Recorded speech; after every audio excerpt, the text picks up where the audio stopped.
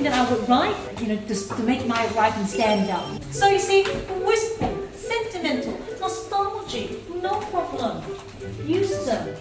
Argument analysis, I think, analyze the development of arguments and also tone shifts, which is important in achieving high scores. And then you have to revise your techniques, because sometimes I find it hard to remember all the techniques, such as listing, rhetorical questions, and a thorough repetition, inclusive language, and then direct attack, and the list goes on.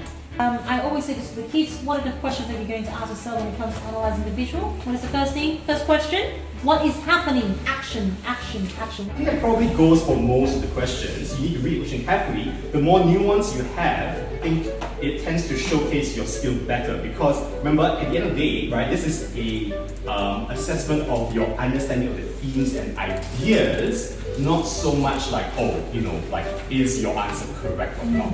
What we might say instead is that this doesn't feel sufficiently proven. This doesn't feel sufficiently evidenced. So it means that there probably is truth in what you're saying, but you haven't actually grabbed onto the right pieces of evidence, you haven't dived into the evidence hard enough to actually prove the thing you're saying. Be specific. What values do you think the text is talking about?